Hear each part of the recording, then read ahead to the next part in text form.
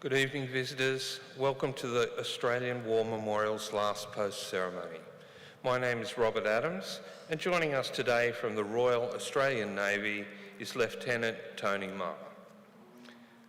This evening we warmly welcome the Royal New South Wales Regiment Reserve Accelerated Training Scheme delegation who are in attendance this evening. As always, we welcome the veterans who have served, those that are still serving, and the families that love and support them. The live stream of this ceremony is made possible by the Returned and Services League of Australia and the RSL and Services Clubs Association. We welcome members who are watching the broadcast of this ceremony across Australia. During this evening's ceremony, wreaths will be laid at the base of the Pool of Reflection by visitors to the memorial. If you are able, I now invite you to please stand and join in singing the national anthem.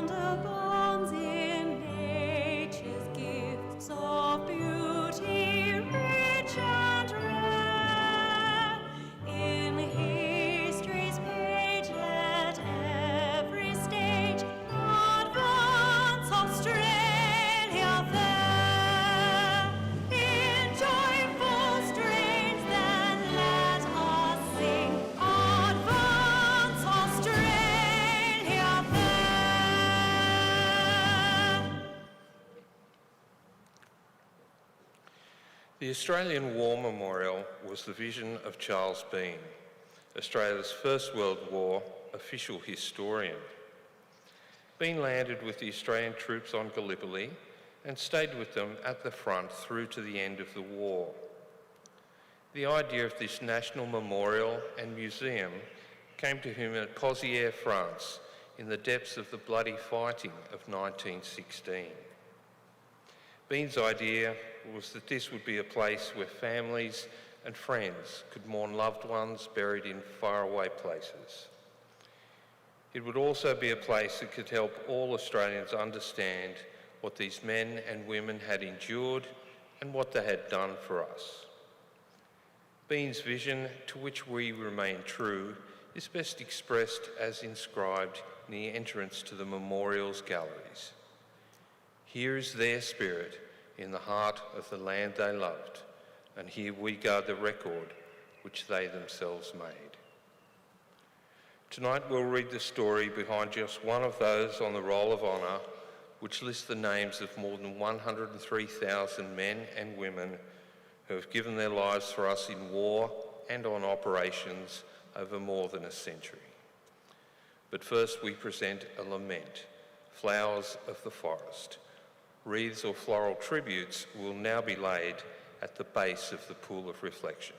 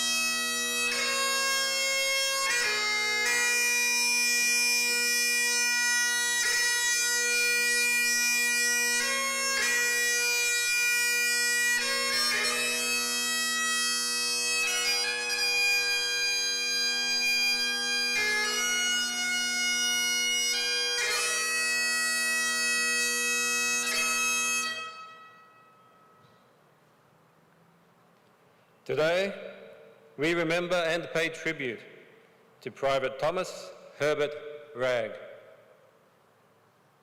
Thomas Wragg was born on the 6th of November, 1888, in Somerset, Tasmania.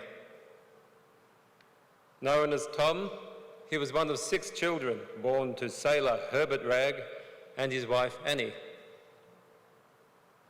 Tom received his education at Somerset State School and was working as a labourer at the outbreak of the First World War in 1914. Tom Wragg enlisted in the Australian Imperial Force on the 11th of September 1915. He was assigned to reinforcements of the 26th Battalion and began a short period of training in Australia. Soon after enlisting, Wragg married his sweetheart, Leah Powell, in Somerset. He embarked for active service on January 1916, but he would never meet his daughter, Rita, who would be born 3 months later. After several weeks at sea, Private Wragg arrived in Egypt, where he continued training alongside his comrades. He embarked for the Western Front in March 1916 and arrived in the French city of Marseille after a 6-day voyage. He travelled north to the 2nd Division base, where he was transferred to the 1st Entrenching Battalion. His new unit consisted of trained infantrymen who undertook labouring tasks including trench repair, laying wires, constructing roads and railways, as well as assisting the pioneers and engineers. Following heavy losses caused by fighting along the Somme, particularly at Pozières, Wragg was recalled to the 26th Battalion. He was in the front lines by the 4th of August to take part in the attack on the heights of Pozières. Despite encountering heavy resistance from enemy lines, the men managed to push forward and dig in. The following morning, however, the enemy retaliated with a large force that infiltrated the 26th right flank. During the fighting, Wragg was shot through the arm and was evacuated. He was admitted to the hospital in the French town of Canberra, where he remained for the rest of the month. Wragg rejoined his unit in September and travelled to the comparatively quiet Belgian front, where the men undertook training and worked on labouring projects. Wragg became ill and was returned to hospital suffering from rheumatism and myalgia. He remained in hospital for the rest of the year and rejoined his unit in February 1917 in the midst of a bitterly cold winter. Wragg's return to the front was marked by Germans' strategic withdrawal to the fortified Hindenburg Line. This was eagerly followed by Allied units, which seized the opportunity to push the enemy back. In advancing on the Germans, these units were confronted by well-prepared rearguard defences and booby-trapped towns, which resulted in a series of bloody clashes. Private Wragg's unit was caught in one of these attacks of the village of Lagnacourt in April 1917. Allied lines around Lagnacourt had been weakened due to the British offensive further north at Arras. Resources were drawn away from this sector, leaving the few Allied units which remained vulnerable to attack. Sensing a swift and easy victory, 23 German battalions attacked Lagnacourt at dawn on the 15th of April 1917, aiming to hold the village for long enough to destroy resources and weaken Allied defences. Their overwhelming numbers saw them quickly sweep through the town and capture several batteries of the 1st Australian Division's artillery. Private Wragg's unit was one of 4 Australian battalions faced with repulsing this overwhelming enemy force. They eventually pushed the enemy back and recaptured the village after several hours of costly fighting. Less than 2 weeks later, Wragg's unit was again drawn into battle when the Allies mounted a second attack on the village of Bullecourt, which had been incorporated into the enemy's new front line. An attack on the village the month before had resulted in carnage. Under heavy machine gun and artillery fire, and without the expected support of tanks, Australian units suffered over 3,000 casualties in one day. Under the cover of the Allied barrage, the second attack began at 3:45 a.m. on the 3rd of May. Members of the 5th Brigade moved off from their position, heading towards the enemy trenches. Minutes later, the enemy opened its own artillery barrage on the advancing troops, causing casualties and forcing the Australians back from their objectives. On this occasion, the Allied units successfully took their objectives after more than a week of fighting, at a cost of a further 7,000 casualties. Among the dead was Private Tom Wragg. His remains were never found, and today he is commemorated on the Australian National Memorial at Villers-Bretonneux. Tom Wragg was 28 years old. His name is listed on the Roll of Honour on my right, among almost 62,000 Australians who died while serving in the First World War. His photograph is displayed today by the Pool of Reflection. This is but one of the many stories of service and sacrifice told here at the Australian War Memorial. We now remember Private Thomas Herbert Wragg, who gave his life for us, for our freedoms, and in the hope of a better world.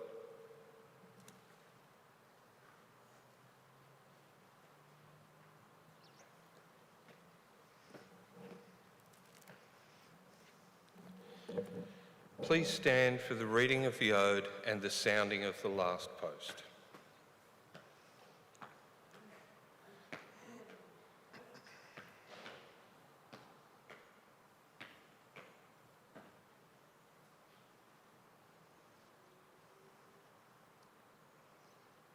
They shall grow not old, as we that are left grow old. Age shall not weary them, nor the years condemn. At the going down of the sun, and in the morning, we will remember them. We will remember them.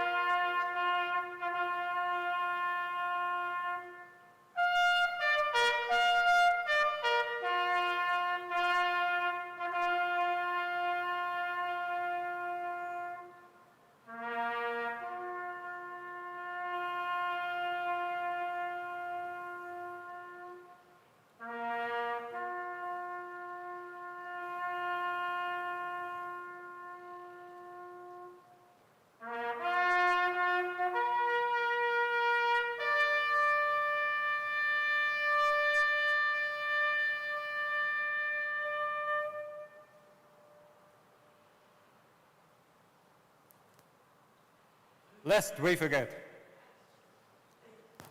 Lest we forget.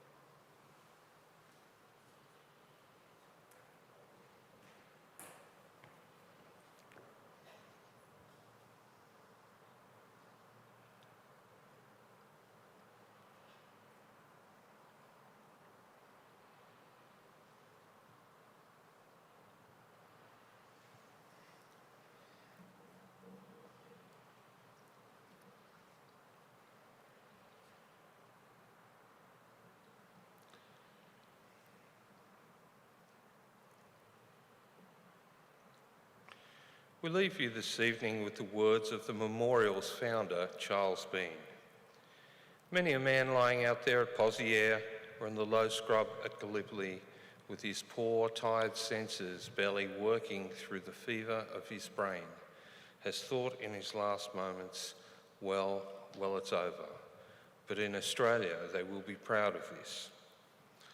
Ladies and gentlemen, girls and boys, that concludes the last post ceremony. On behalf of the Director, staff and volunteers, we thank you for visiting the Australian War Memorial today and for your continued support during the memorial's development project. We wish you all a very pleasant evening. Thank you.